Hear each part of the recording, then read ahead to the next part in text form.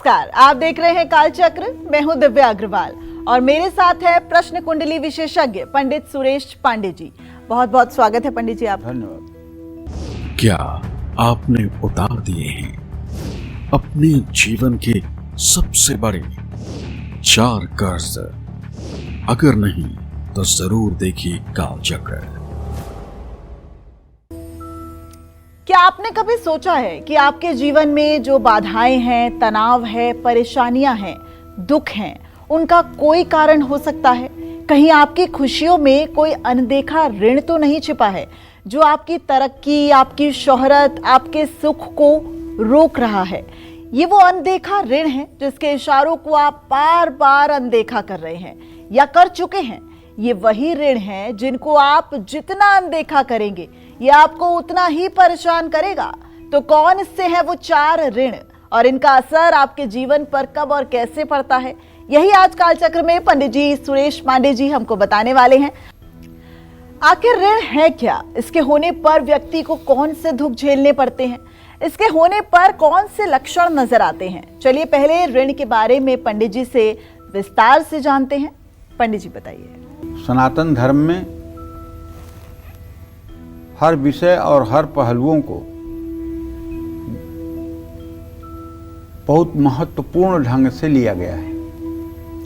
गरुड़ पुराण और महाभारत में कहा गया है कि अगर कोई व्यक्ति अपने पूर्वजों का श्राद्ध नहीं करता है, पितरों को पिंडदान न मिलने पर वो पूर्वज प्रेत योनि में चले जाते हैं और अपने वंश को श्राप देते हैं। पितृऋण पिता, पितृपक्ष जैसे दादा दादी, ताऊ चाचा का हो सकता है। ये श्राप संतानहीनता, रोग, गरीबी और दुर्घटनाओं के रूप में फलित होता है।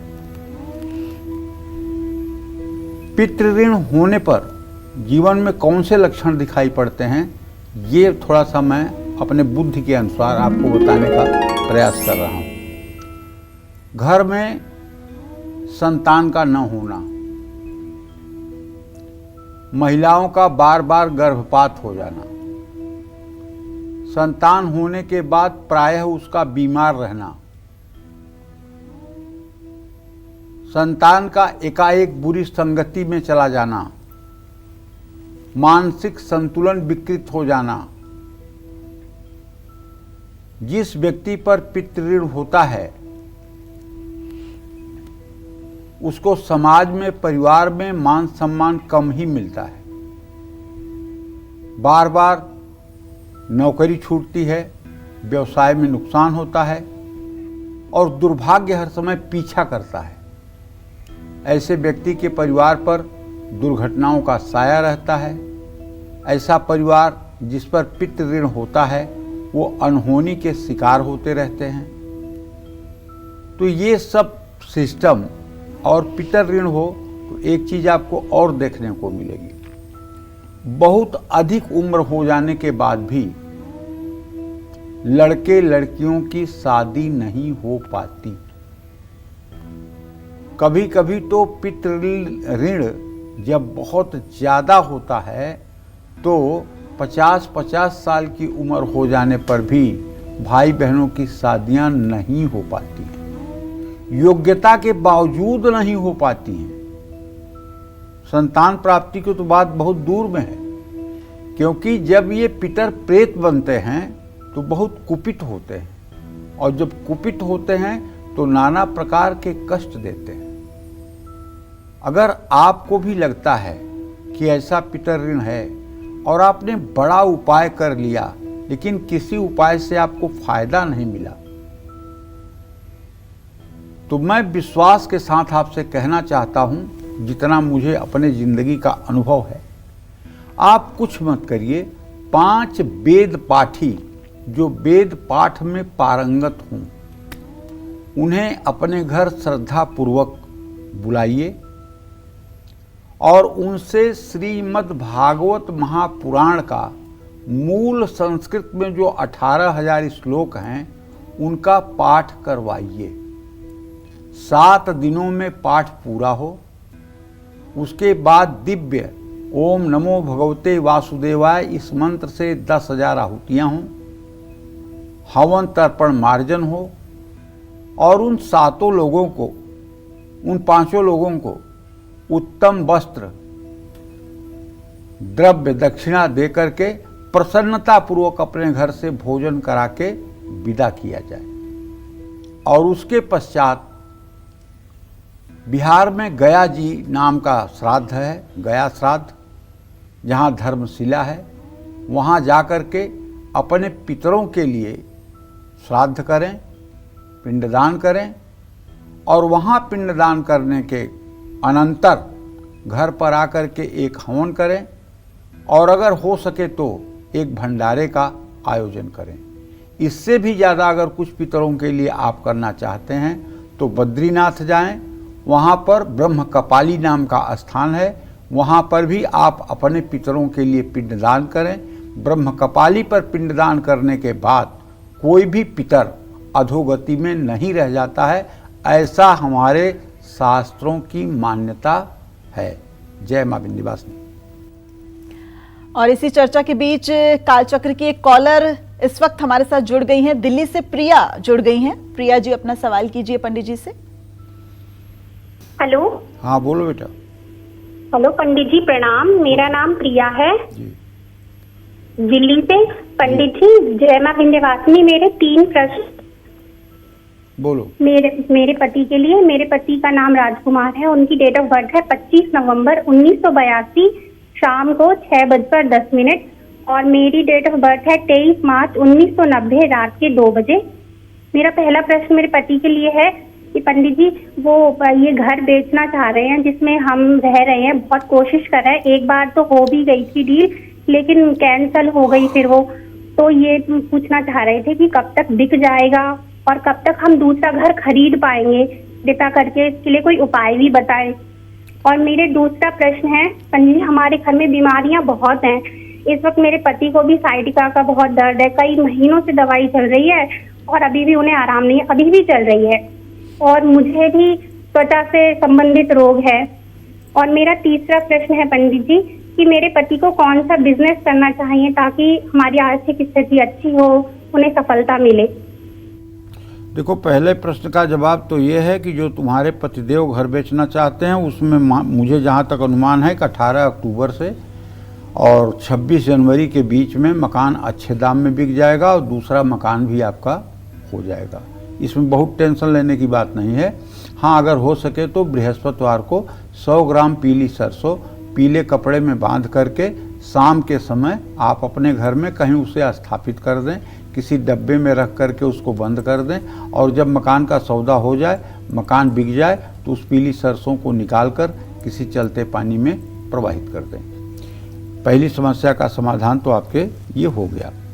दूसरी समस्या का समाधान ये है कि जो आपके पतिदेव को साइटिका जैसी बीमारी है, उसके लिए मैं कहना चाहूँगा कि बेटा, इसका आयुर्वेद में बहुत अच्छा इलाज है और किसी आयुर्वेद के सुयोग्य चिकित्सक से मिल करके अगर उसका इलाज करेंगे तो निश्चित रूप से सफलता मिलेगी। लेकिन रोग भाव में केतु बैठा हुआ है, इसलिए अभी 7-8 महीने तक मामूली कष्ट हो सकता है।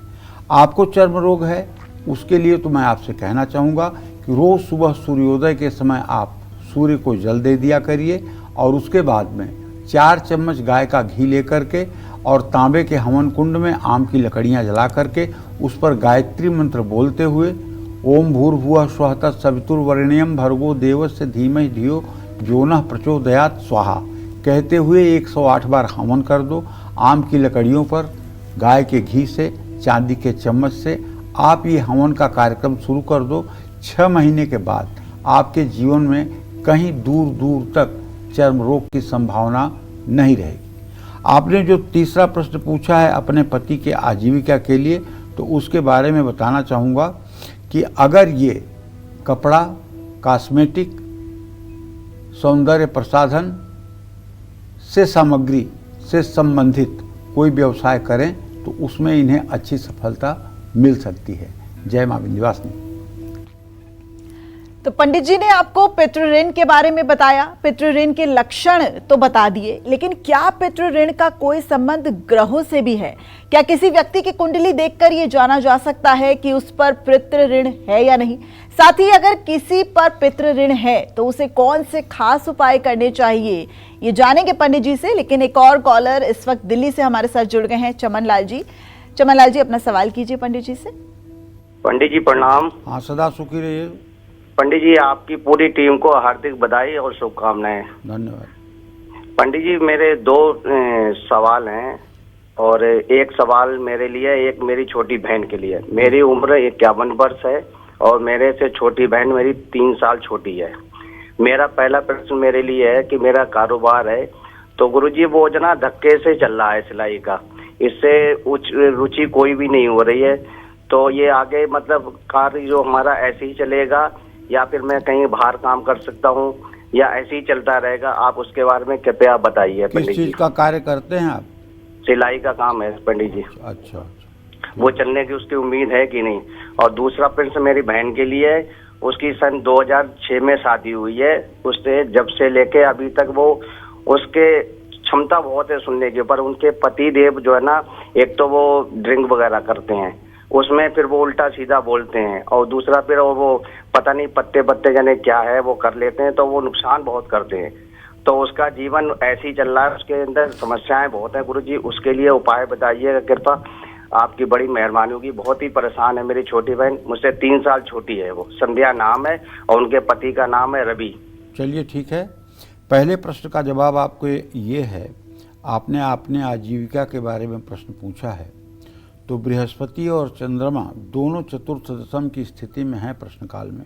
जो आपकी आजीविका है ना, इससे किसी तरह से आपका गुजारा हो रहा है। जरा सा भी अच्छी स्थिति या भविष्य की कोई मजबूती नहीं बन पा रही है,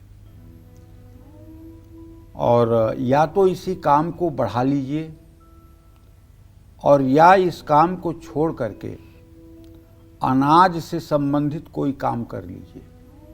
अनाज में दालों का काम कर सकते हैं, आटा का काम कर सकते हैं। अनाज से संबंधित कोई भी काम अगर आप कर लीजिए तो उसमें आपको अच्छी सफलता मिल सकती है। दूसरी बात चमनलाल जी, अगर इसमें भी आपको कोई असुविधा हो तो चूंकि बृहस्पति आपके चतुर्थ भाव में बैठा हुआ है, आप किसी धर्म स्थान के आसपास, किसी मंदिर, गुरुद्वारा, गिरजाघर के आसपास अगर धार्मिक सामग्रियों का व्यवसाय कर लें तो उसमें भी आपको सफलता मिल सकती है।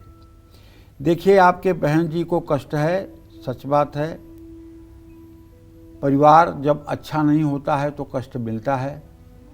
धन दौलत कम ज़्यादा हो ठीक है, लेकिन परिवार में जब सुख शांति नहीं रहती है तो कष्ट की सीमा नहीं रहती है। ये जीवन नरक से भी ज़्यादा बुरा हो जाता है। ये किसी का दोष नहीं है, न उसके पति का दोष है और न किसी का दोष है। ये दोष है अपनी किस्मत का, जो ऐसा पति मिला। ये है अपने प्रारब्ध का दोष, जो ऐसा व्यक्ति मिला। इसके लिए मैं आपको कहूँगा, कलयुग में भगवती दुर्गा इन सब चीज़ों की महा उपाय है। अगर आपकी बहन रोज सुबह शाम दुर्गा सप्तशती में दुर्गा अष्टोत्तर शतनाम का पाठ हुआ है, अगर दुर्गा अष्टोत्तर शतनाम का 8 बार सुबह 8 बार शाम घी का दिया जला के दुर्गा जी के चित्र के सामने पाठ करना शुरू करें तो मैं विश्वास के साथ कह सकता हूँ 6 महीने के बाद घर की सारी परिस्थिति बदल जाएगी और वही पति जो आज नालायक है वो योग्य बन जाएगा और परिवार का भरण पोषण करना शुरू कर देगा और अपनी जिम्मेदारियों का सम्यक रूप से निर्वहन करेगा। क्योंकि माँ दुर्गा ज्ञानियों के चित्त को भी बलात्पूर्वक अपनी तरफ आकर्षित करके और वो जैसे चाहती हैं वैसे क्रिया कराती हैं। ज्ञानी नाम चेतांसी देवी भगवती सा बलादा कृष्ण मोहाय महामाया प्रेक्षित। अगर भगवती दुर्गा की शरणागति में संध्या चली गई तो आप विश्वास करिए 6 महीने के बाद उन्हें जो रिजल्ट मिलेगा उससे चमत्कृत हो जाएंगी। जय मां विंध्यवासिनी। तो पंडित जी ने आपको पितृ ऋण के लक्षण तो बता दिए थे, लेकिन क्या पितृ ऋण का कोई संबंध ग्रहों से भी है? क्या किसी व्यक्ति की कुंडली देखकर यह जाना जा सकता है कि उस पर पितृ ऋण है या नहीं? साथ ही अगर किसी पर पितृ ऋण है तो उसे कौन से खास उपाय करने चाहिए? कुंडली के ग्रहों से आप कैसे जान सकते हैं कि आप पर पितृ ऋण है?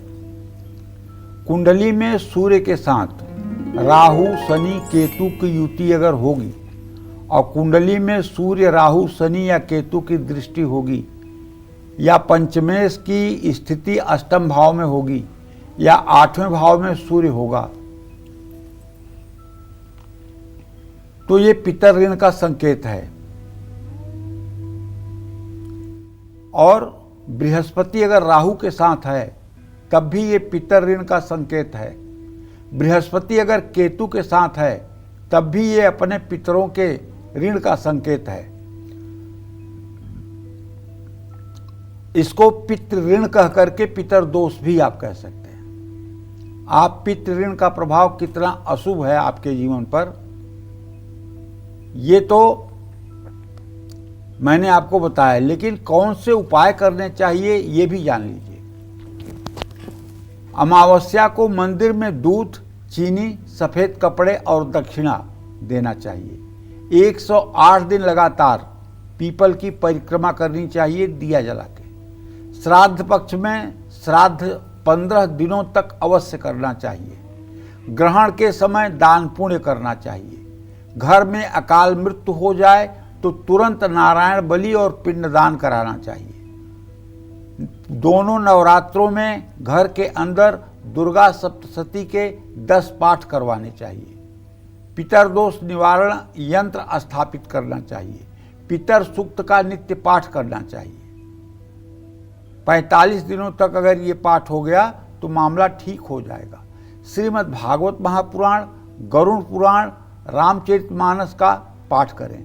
अगर आप इस मामले में सामर्थ्यवान नहीं हैं कि आप श्रीमद् भागवत महापुराण का 18,000 संस्कृत के श्लोकों का पारायण कर सकें तो घर का कोई महिला या पुरुष श्रीमद् भागवत महापुराण का 1 महीने में हिंदी में अगर पूरा पाठ कर ले, राम दरबार की पूजा करते हुए या राधा कृष्ण की पूजा करते हुए या भगवान श्री विष्णु की पूजा करते हुए 1 महीने में पूरे भागवत जी का पाठ कर ले और अंतिम दिन किसी योग्य ब्राह्मण को बुलाकर ओम नमो भगवते वासुदेवाय इस मंत्र से 1000 आहुति दे दे और वैदिक ब्राह्मण को भोजन करा के वस्त्र दे दे तो मैं दावे के साथ कहता हूँ पितर दोष से शांति मिलेगी। गाय को हरा चारा खिलाना चाहिए। गया, त्र्यंबकेश्वर, हरिद्वार में पिंडदान करना चाहिए। हर अमावस्या को जरूरतमंदों को भोजन और अन्नदान करना चाहिए। पीपल में जल चढ़ाएं, शाम को दिया जलाएं। ओम नमो भगवते वासुदेवाय इस मंत्र का, ओम पितृदेवताभ्यो नमः इस मंत्र का यथासंभव जप करें। बरगद, पीपल, तुलसी के पौधे लगाकर सेवा करें। संतान को धार्मिक शिक्षा दें। पितरों को नाम लेकर पिंडदान करें। एक बात ध्यान रखिए, अगर आप पितर सूक्त का रोज पाठ करने लगें, पितर सूक्त आपको मिलेगा, तंत्र याग दीपिका नाम की एक किताब है, उसमें आपको मिलेगा पितर सूक्त। उसमें सर्प सूक्त भी मिलेगा, पितर सूक्त भी मिलेगा, गर्भ सूक्त भी मिलेगा। अगर पितर सूक्त का नित्य पाठ होने लगे घर में तो मेरा विश्वास है कि 1 साल के अंदर सारे पितरों को मुक्ति मिल ही जाती है। जय मां विंध्यवासिनी। इस वक्त एक कॉलर हमारे साथ जुड़ गई हैं झारखंड से। मंजू जी हमारे साथ जुड़ी हैं। मंजू जी अपना सवाल कीजिए पंडित जी से। मेरी बेटी का जन्म 14 सितंबर 2004 मॉर्निंग पटना में 8:05 पर है। पंडित जी, उसका सिर का बाल बहुत गिर रहा है, चेहरे पे फुंसी भी रहता है, मतलब स्वास्थ्य अच्छा रहे, चेहरे पे रौनक है, इसके लिए कोई उपाय बताएं। दूसरा, इसका करियर कैसा रहेगा गुरुजी? इसका भी IIT जोधपुर में 2nd ईयर की स्टूडेंट है। इसका कैरियर आईटी सेक्टर प्राइवेट अच्छा रहेगा या यूपीएससी के लिए तैयारी करवाए, सरकारी जॉब है इसके योग में कि नहीं, ये बताएं गुरुजी। चलिए, पहले तो अपनी बेटी के बारे में जान लीजिए कि जो उसको बालों की समस्या है उसके बारे में तो मैं ये कहना चाहता हूँ कि उसको कहिए कि नित्य प्रति प्रातः स्नान करके सूर्य को जल देना शुरू करे। सूर्य को जल देना शुरू करे, पहला काम। दूसरा काम, जब भी बाल धोए तो थोड़ा सा पहले दही से बाल धोए और उसके बाद शैम्पू वगैरह से बाल धोए। इससे शुक्र ग्रह ठीक होता है, बालों का झड़ना बंद होता है और शुक्र ग्रह की मजबूती आती है। और तीसरा उपाय इसके लिए ये है कि 1 लीटर सरसों के तेल में 2 साबुत लहसुन डाल करके और उसको धीमी आंच पे पकाएं और जब वो पक जाए तो लहसुन को निचोड़ करके और तेल को किसी शीशी में बंद करके रख लें और हर शनिवार की शाम उस तेल को पूरे बालों में लगा करके किसी रुमाल वगैरह से बालों को कवर करके रात में सोएं। फिर सुबह उसको शैम्पू वगैरह करके अच्छे से बालों की धुलाई करें। ये उपाय अगर कुछ दिन किया जाए तो इससे बालों में काफ़ी हद तक राहत आती है और सूर्य ग्रह ठीक होता है। दूसरा प्रश्न जो है कि वो आईआईटी कर रही है तो मतलब उसके लिए आईटी का सेक्टर ठीक है कि एडमिनिस्ट्रेटिव जॉब में जाना चाहिए। तो देखिए, चंद्रमा से 10वें भाव का स्वामी बृहस्पति है और बृहस्पति मिथुन राशि में शुक्र के साथ है। आईआईटी इसके लिए बहुत अच्छा है, आईटी फील्ड बहुत अच्छी है। क्योंकि सूर्य और मंगल की स्थिति बहुत मजबूत नहीं है, इसलिए प्रशासनिक सेवा में जाने का इतना अच्छा योग नहीं बन रहा है। अगर आईआईटी सेक्टर में ही आगे चल के एमटेक भी कर ले तो ये इसके लिए ज़्यादा बेहतर होगा। अगर किसी व्यक्ति की कुंडली में पितृ ऋण है तो उसे कौन सी 15 बातों का विशेष ध्यान रखना चाहिए, आइए जानते हैं पंडित जी से। देखिए, जो जनेऊ पहनी जाती है, लोग जनेऊ पहनते हैं तो जनेऊ में 3 धागे होते हैं। ये 3 धागे गुरु ऋण, पितृ ऋण और मातृ ऋण, ये 3 धागे इसका संकेत है।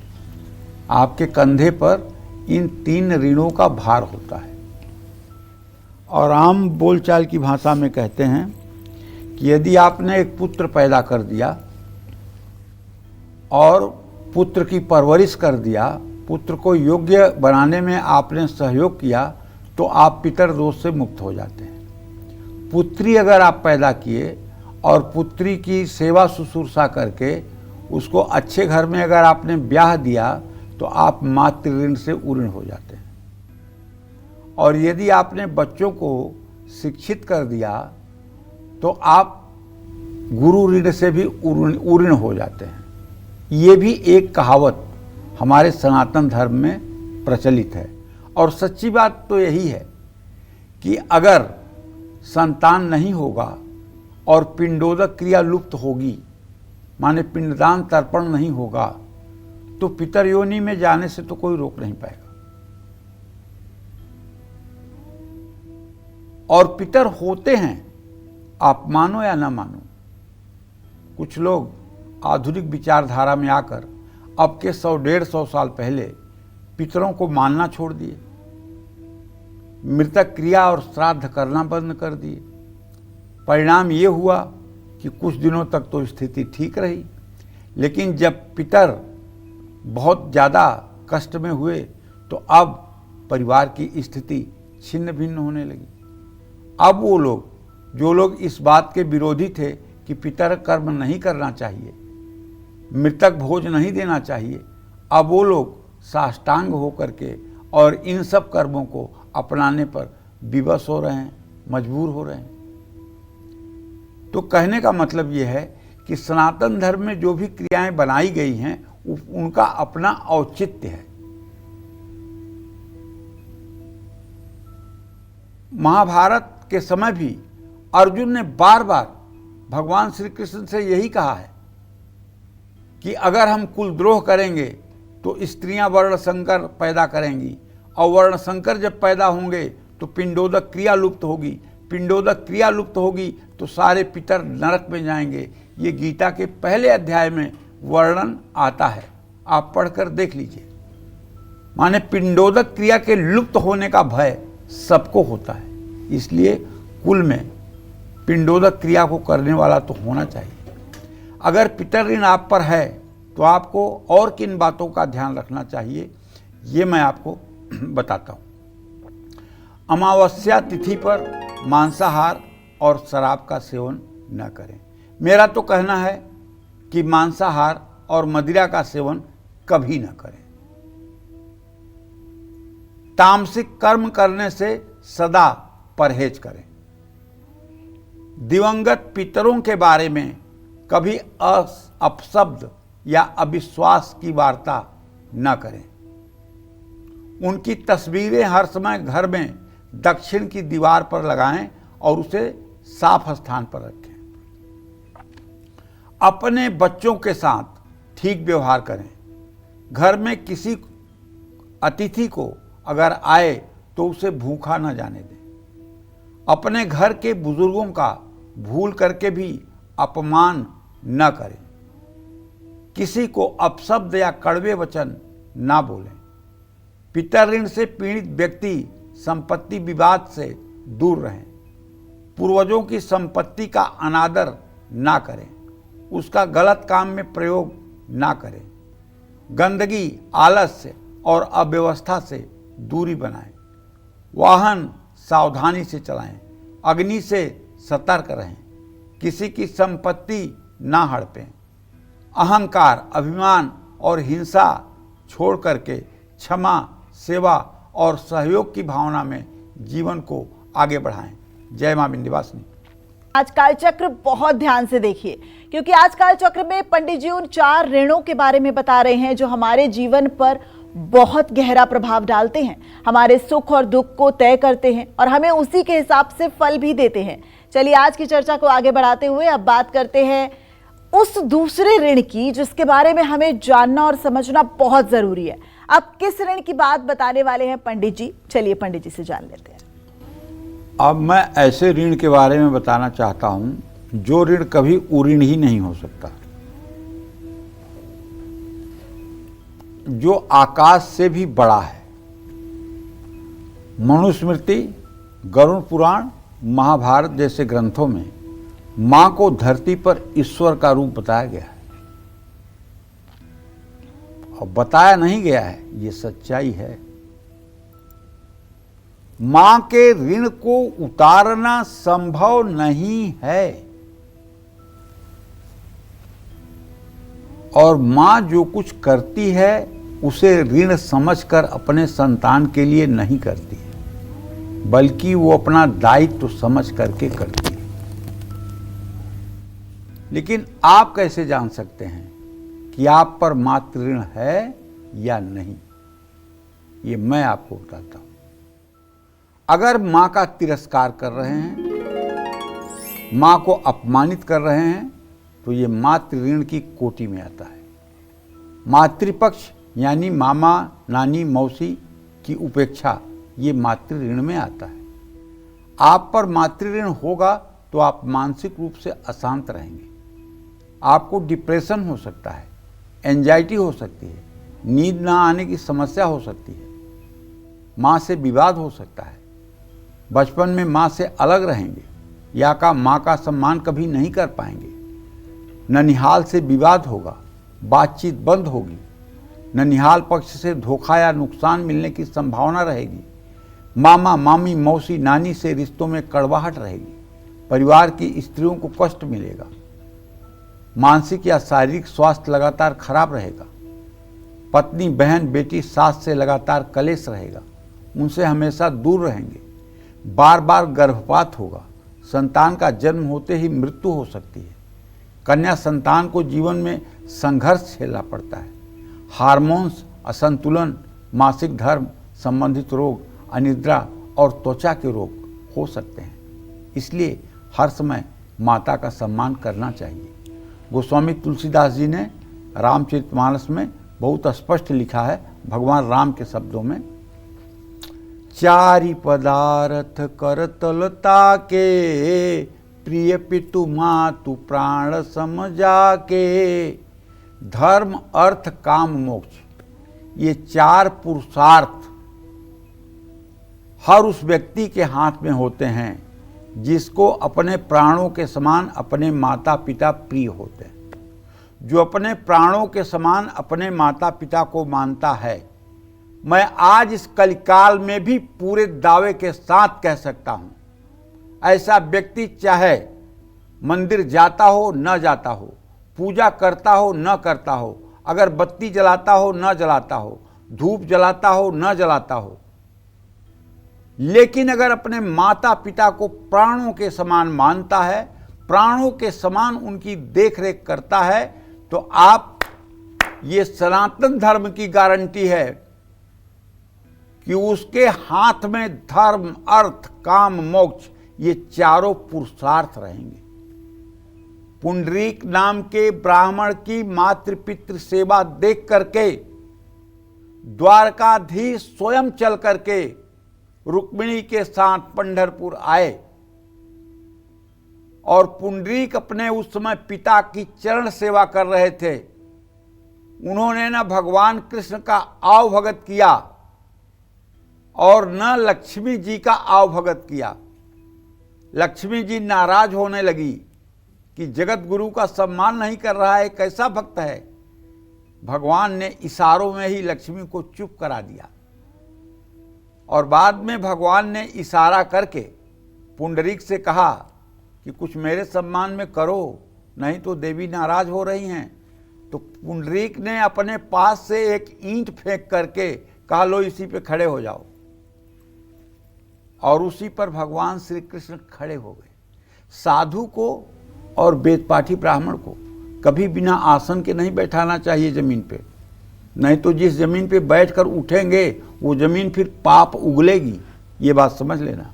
इसलिए साधु को और वेदपाठी ब्राह्मण को कभी फर्श पर जमीन पर नहीं बैठने देना चाहिए, इन्हें आसन अवश्य देना चाहिए। और हो सके तो सबको जमीन पे नहीं बैठना चाहिए। गुदा मार्ग का संपर्क जब पृथ्वी से होता है, मल द्वार का संबंध जब पृथ्वी से होता है, तो मनुष्य के शरीर में रोगों की व्युत्पत्ति हो जाती है। इसलिए कहीं अगर ऐसी स्थिति हो जहां आसन न हो तो वहां वज्रासन में बैठना चाहिए।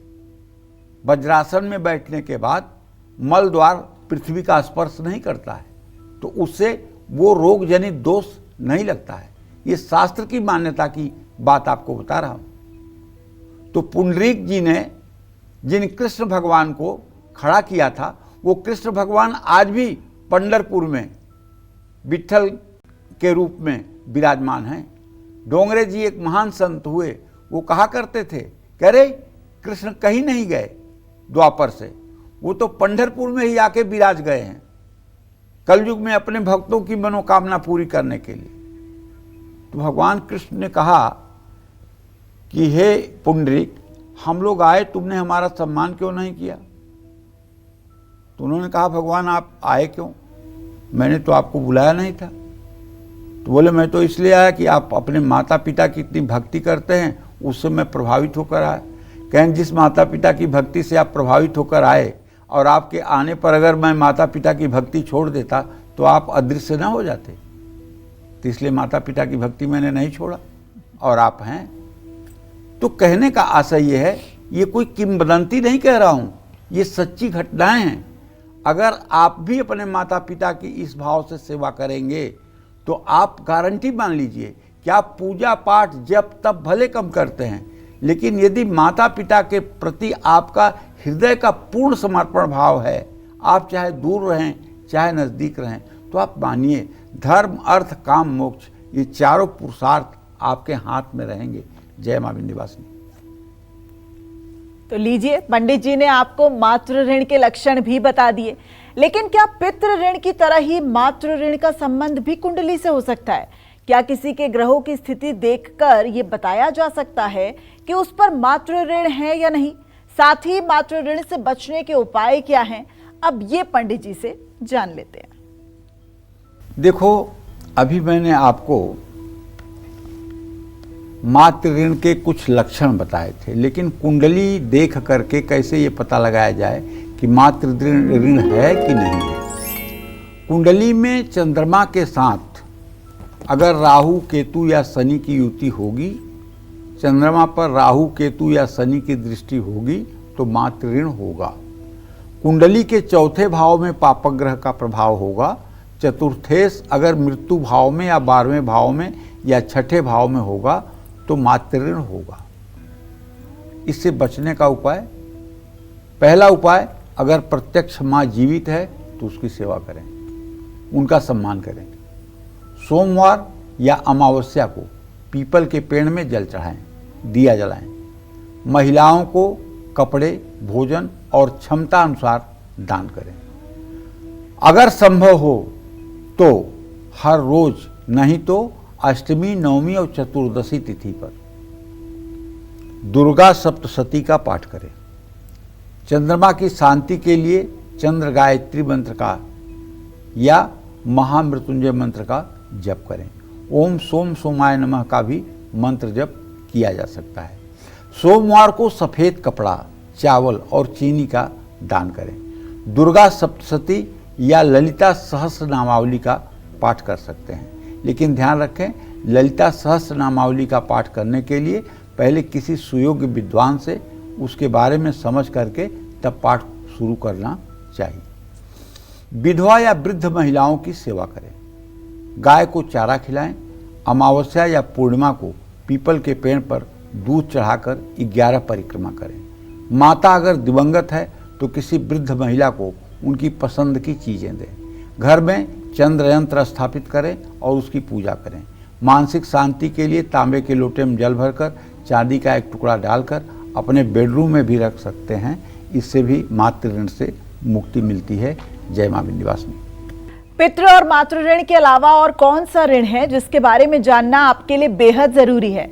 तो चलिए अब वो भी पंडित जी से जान लेते हैं। पंडित जी, पितृ ऋण और मातृ ऋण के अलावा देवताओं का ऋण भी होता है, जिसे ऋषि ऋण भी कहते हैं, जिसे देव ऋण कहते हैं। देवताओं से जुड़ा है देव ऋण, विशेषकर भगवान श्रीहरि विष्णु से संबंधित है। देव ऋण का वर्णन तैत्तिरीय संहिता, मनुस्मृति और शतपथ ब्राह्मण नामक ग्रंथों में मिलता है। हमारे जीवन में जो कुछ भी प्राकृतिक या दैविक है, जैसे सूर्य का प्रकाश और ऊर्जा, चंद्रमा से जल का संतुलन, मानसिक स्थिरता, वायु से प्राणवायु ऑक्सीजन, अग्नि से पाचन शक्ति, ऊर्जा, पृथ्वी से अन्न जल निवास, इन सभी शक्तियों से हम निरंतर पोषित होते हैं। इसलिए इनका सम्मान, आराधना और संतुलन का उपयोग हमारा धर्म और दायित्व बनता है। यही देव ऋण है। कल एक आदमी कह रहा था कि अब तो मेरा भगवान पर से विश्वास उठ गया है। हमने कहा भाई क्यों? तो बोला कि कोई काम नहीं बन रहा है, किसी काम में सफलता नहीं मिल रही। हमने कहा अच्छा,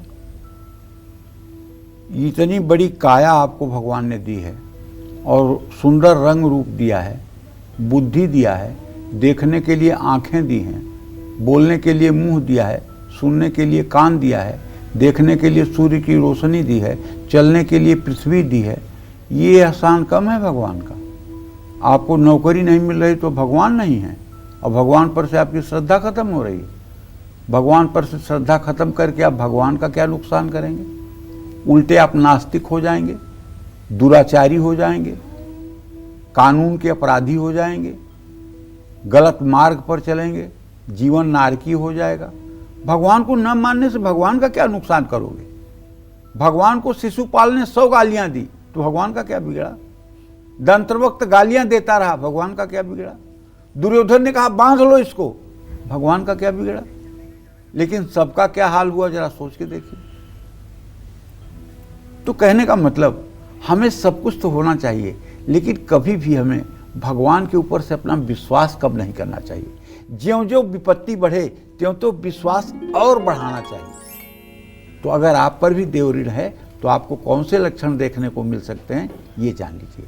धर्म और ईश्वर में विश्वास न होना, उनकी उपेक्षा करना, हर रोज पूजा करने की इच्छा न होना, अचानक से पूजा पाठ बंद कर देना, मंदिर, यज्ञस्थल, तीर्थ या पवित्र ग्रंथों का अपमान करना, धार्मिक प्रतीकों का फेंकना, देवमूर्ति को नीचे रखना, अपवित्र हाथों से छूना, घर में मंदिर का गलत डायरेक्शन में होना, देवताओं की टूटी मूर्तियां रखना, मंदिर में जूठन, गंदगी, अपवित्रता का होना, आत्मविश्वास की कमी, पिता से तनाव, आँखों की बीमारी, मानसिक अशांति, अनिद्रा, भावनात्मक असंतुलन, बार बार चोट लगना, जलने की घटना होना, अपच से परेशानी, लगातार घर में आग लगना, बिजली उपकरणों का फटना, तीर्थ यात्रा की योजना बनाना लेकिन उसमें बार बार रुकावटें आना, यज्ञ या हवन के समय अचानक घर में झगड़े, रुकावट, दुर्घटना होना, संपत्ति होने के बाद भी उसका सुख न भोग पाना, ये सब देव ऋण के लक्षण हैं। इन देव ऋण के लक्षणों से बचने के लिए मनुष्य को हर समय भगवान का धन्यवाद ज्ञापित करना चाहिए और अगर मनुष्य हो तो कम से कम 24 घंटे में 24 बार तो भगवान का स्मरण करना ही चाहिए। जय मां विंध्यवासिनी। तो लीजिए, देव ऋण के लक्षण भी पंडित जी ने आपको बता दिए। चलिए अब जल्दी से पंडित जी से जान लेते हैं कि अगर किसी व्यक्ति पर देव ऋण है तो उसे किन बातों का ध्यान रखना चाहिए और कौन से खास उपाय करने चाहिए। पंडित जी, देव ऋण दूर करने के लिए क्या उपाय किया जाना चाहिए ये मैं आपको बताता हूं। देखिए, गीता में भगवान क्या कहते हैं? गीता में भगवान कहते हैं, क्षिप्रम भवति धर्मात्मा शाश्वत शांति निगच्छति कौन्तेयम प्रतिजानी ही न में भक्त प्रणश्यति। चाहे जितना भी दुरात्मा और दुष्ट हो, लेकिन यदि वो मेरे शरण में आ जाता है तो मैं उसे क्षिप्रम भवति धर्मात्मा, तुरंत उसे धर्मात्मा बना देता हूं, शाश्वत शांति निगच्छति, और उसे शाश्वत शांति देता हूं। कौन्तेयम, हे कुंती पुत्र अर्जुन, ठीक से जान लो, न में भक्ता प्रणश्यति, मेरा भक्त कभी नष्ट नहीं होता है।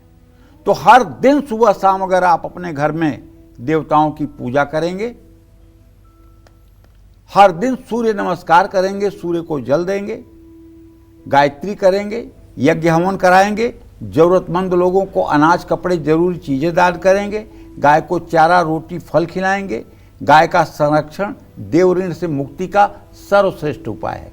तुलसी और पीपल की पूजा करें, भगवत गीता, दुर्गा सप्तशती, रामायण, रामचरितमानस का पाठ, और अपने माथे पर हर समय चंदन और केसर का तिलक लगाएं। लेकिन पहले ये तिलक आप देवताओं को लगाएं, उसके बाद स्वयं भी लगाएं, और दिन भर ये तिलक आपके माथे पर बना रहे। इससे आपके सारे प्रायश्चित नष्ट हो जाएंगे और सुखपूर्वक जीवन आप व्यतीत करेंगे।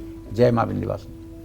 लाख मेहनत करने के बाद भी अगर आपके जीवन में सुख नहीं है तो हो सकता है कि आप भी किसी ऋण के तले दबे हों। अपनी परेशानी के अनुसार जानिए अपने ऋण के बारे में और कीजिए महा उपाय।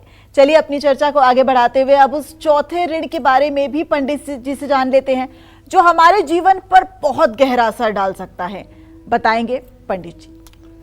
जन्म कुंडली में अगर आपके बृहस्पति कमजोर है, नीच राशि में, मकर राशि में है, या दोषग्रस्त है, या गुरु पर राहु केतु की दृष्टि है, या कुंडली में गुरु के साथ राहु केतु की युति है, गुरु पर शनि की युति या दृष्टि है, कुंडली में 5वें 9वें भाव में गुरु अशुभ स्थिति में है, तो ऋषि ऋण होता है।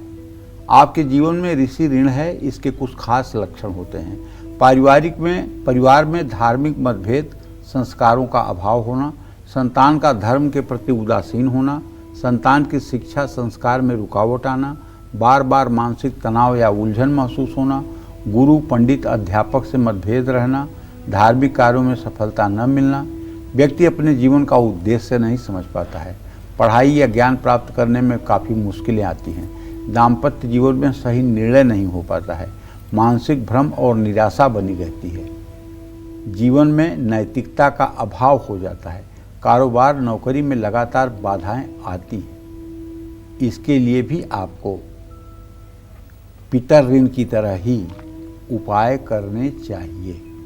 और सब चीज़ों का मूल सारांश है कि जिन घरों में श्रीमद् भागवत महापुराण का 18,000 संस्कृत के मूल श्लोकों का 7 दिन के अंदर पारायण किया जाएगा। और ओम नमो भगवते वासुदेवाय, ओम नमः शिवाय, ओम घृणी सूर्याय नमः और ओम ऐं ह्रीं क्लीं चामुंडाय विच्चे नमः या गायत्री मंत्र का जप किया जाएगा। तो ऐसे परिवार पर कभी किसी प्रकार का पितर दोष नहीं होगा। जय मां विंध्यवासिनी। चलिए अब बात करते हैं आज के लकी ईमेल कुंडली विजेता की। आज की हमारी ईमेल कुंडली विजेता है दिल्ली की रहने वाली अदिति। ये हमारे साथ फोन लाइन पर भी मौजूद हैं। अदिति, आपका जन्म 20 अक्टूबर 2005 को सुबह 10:20 में दिल्ली में हुआ बेटा। आपकी वृषभ राशि है, वृश्चिक लग्न में आपका जन्म हुआ है, शुक्र आपका लग्न में बैठा हुआ है। आप बहुत तेज तर्रार कन्या हैं, इसमें कोई दो राय नहीं है। चंद्रमा आपका 7वें भाव में बैठा हुआ है। आप बहुत बुद्धिमान और अच्छे निर्णय करने वाली हैं। लेकिन आपका सूर्य नीच राशि का और वो मतलब कि व्यय भाव में है, और सूर्य आपका जो है वो तुला के नीच के नवमांश में है। इसलिए अभी आप शेयर कमोडिटी में कुछ पैसा तो लगाती हैं, लेकिन ये बहुत उचित नहीं है। इसमें बहुत सोच समझ कर निर्णय लीजिएगा, नहीं तो नुकसान होने की संभावना बलवती हो जाएगी। क्योंकि आपका दशमेश नीच राशि और नीच नवांशक में है। नीच राशि और नीच नवांशक में दशमेश होता है, तो ऐसे लोगों को शेयर सट्टा कमोडिटी का व्यवसाय बहुत लंबा नुकसान कर सकता है। इसलिए आपको शेयर सट्टा कमोडिटी से हाथ खींच लेना चाहिए। दूसरी बात, आपके चंद्रमा से 10वें भाव का स्वामी शनि है और लग्न से 10वें भाव का स्वामी सूर्य है, और यहाँ पर किसी ग्रह की पूर्ण दृष्टि नहीं हो रही है। ऐसे में आपको चाहिए कि आप चंद्रमा से जुड़ा हुआ और शुक्र से जुड़ा हुआ कोई भी कार्य करें। जैसे कोई लग्जरी आइटम का व्यवसाय आप कर सकती हैं, किसी प्रकार के सफ़ेद वस्तुओं का काम आप कर सकती हैं, और अगर आप चाहें तो किसी कारपोरेट सेक्टर में नौकरी भी कर सकती हैं। ये आपके लिए उचित होगा। जय मां विंध्यवासिनी। अदिति हमारे साथ पंडित जी फोन लाइन पर भी लाइव जुड़ी हुई हैं। अदिति, हमें लगता है कि सभी सवालों के जवाब पंडित जी ने दे दिए हैं। अगर कोई और कुछ सवाल पूछना चाहती हैं आप, तो पंडित जी से आप पूछ सकती हैं। जय माता दी पंडित जी। खुश रहो बेटा। पंडित जी, मेरा सवाल है कि मैं साइकोलॉजी में पीएचडी करना चाहती हूँ और इंडियन डिफेंस फोर्सेस में ना साइकोलॉजी में करियर बनाना चाहती हूँ, तो कैसा संभव है? बिल्कुल संभव है, 200% संभव है। कहीं कुछ भी इसमें असंभव नहीं है। बस एक चीज़ करना पड़ेगा, रोज़ सुबह सूर्य को जल देना पड़ेगा और कम से कम 24 बार गायत्री मंत्र बोलना पड़ेगा। क्योंकि सूर्य तुम्हारा नीच का और नीच नवांशक में है, जिसके कारण कभी कभी तुम्हारा कॉन्फिडेंस डिग जाता है, कॉन्फिडेंस लूज हो जाता है। और अगर सूर्य की आराधना करते रहोगे और 24 बार गायत्री मंत्र सुबह बोलते रहोगे, तो आपका कॉन्फिडेंस बिल्टअप होगा, और जिसके कारण आपको सारे क्षेत्रों में सफलता मिल जाएगी। और मुंबई से कॉलर हमारे साथ जुड़ गए हैं, अपना सवाल कीजिए पंडित जी से। ये नमस्कार पंडित जी। हाँ, जय मां विंध्यवासिनी। जय मां। पंडित जी, मैं अभी मुंबई में रह रही हूँ 10 साल से। मैं बिहार की हूँ जी। और मेरे पति का जन्मदिन है। अपना नाम बताओ। रितु झा जी। जी। मेरे पति का जन्मदिन है, जन्म डेट है 23 मार्च 79। और वो काम तो कर रहे हैं लेकिन कुछ हो नहीं रहा है। और मेरा लड़का है 8 अगस्त। हाँ, ईयर बताओ। जी जी। तो ये दोनों आगे क्या करेगा? बड़ा लड़का सीए कर रहा है और छोटा बोल रहा है एनडीए में जाएंगे, तो उसका कैसा करियर रहेगा? और मेरे पिताजी हैं, वो बहुत बीमार रहते हैं। चलो, सही बात तो ये है कि आपके पतिदेव को जो सफलता नहीं मिल रही है, उसके बारे में तो आपसे यही कहना चाहूँगा कि आप अपने पतिदेव से कहो कि वो हर दिन सायंकाल सुंदर कांड का पाठ करें। 100 दिन पाठ करेंगे तो उनका भाग्योदय हो जाएगा। तुम्हारे दोनों बेटों का भविष्य बहुत अच्छा है। दोनों बेटे काबिल और अपने क्षेत्र में सफल निकलेंगे, इसमें कोई दो राय नहीं है। तुम्हें प्रदोष के दोनों व्रत करने चाहिए और सोमवार को गाय का दूध जल और बेलपत्र शिवलिंग पर चढ़ाना चाहिए। इससे तुम्हारा पुत्र सुख हर समय अच्छा रहेगा। जय मां विंध्यवासिनी। ऋषि ऋण क्या होता है, इसके लक्षण क्या हैं, ये तो आपने पिछले सेगमेंट में हमें बता दिया, लेकिन अगर कोई ऋषि ऋण से पीड़ित है तो उसे किन बातों का ध्यान रखना चाहिए और कौन से खास उपाय करने चाहिए, अब ये जानेंगे पंडित जी से। पंडित जी देखिए, गुरुओं का सम्मान करें, अपने गुरु की सेवा करें। भगत भक्ति भगवंत गुरु चतुर नाम बपु एक, इनके नित्य सुमिरन किए नासय विघ्न अनेक। ये भक्तमाल में लिखा हुआ है कि भगत, भक्ति, भगवान और गुरु ये चारों एक ही हैं, इसमें भेद नहीं है। भगत, भगत, भगवंत, गुरु चतुर नाम बपु एक, और इनका स्मरण करने मात्र से अनेकानेक विघ्नों का शमन हो जाता है। इसलिए गुरु की सेवा करनी चाहिए। वेद पुराण और धर्म ग्रंथों का अध्ययन या श्रवण भी करना चाहिए। वैदिक ब्राह्मणों को भोजन कराना चाहिए। गुरु दक्षिणा और ज्ञान दान में भाग लेना चाहिए। भाद्रपद शुक्ल पक्ष की पंचमी यानी ऋषि पंचमी पर व्रत करना चाहिए।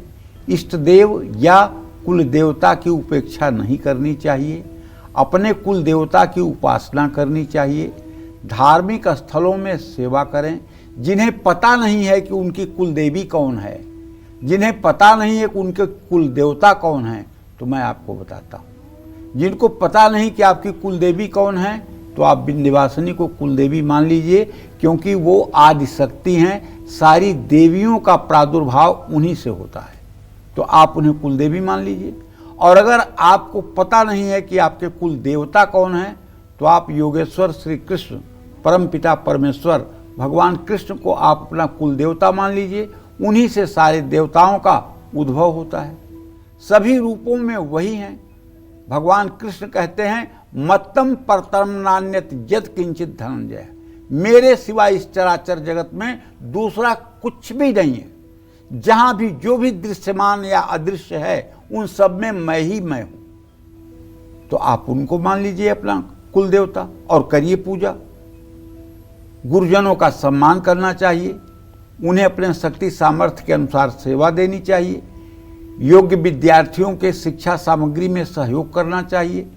गुरु पूर्णिमा के दिन विशेष रूप से गुरु की पूजा आराधना करनी चाहिए। गायत्री मंत्र और बृहस्पति का बीज मंत्र ओम ब्रीम बृहस्पतये नमः, इसका जप करना चाहिए। घर में हो सके तो बृहस्पति यंत्र स्थापित करना चाहिए। उसकी हर रोज पूजा करना चाहिए। किसी पुस्तकालय या वेद पाठी संस्थान में कुछ शक्ति सामर्थ्य के अनुसार दान पुण्य करना चाहिए। जय मां विंध्यवासिनी। तो पंडित जी, आज हमारे दर्शकों को इतनी महत्वपूर्ण जानकारी देने के लिए आपका बहुत बहुत धन्यवाद। उम्मीद करते हैं आपको आज का हमारा विषय बहुत पसंद आया होगा। कल फिर एक नए विषय और आपकी परेशानियों को दूर करने के लिए ढेरों उपाय लेकर आएंगे हम पंडित सुरेश पांडे जी के साथ। तब तक कालचक्र की पूरी टीम को इजाजत दीजिए। देश और दुनिया की तमाम खबरों के लिए देखते रहिए News 24। नमस्कार।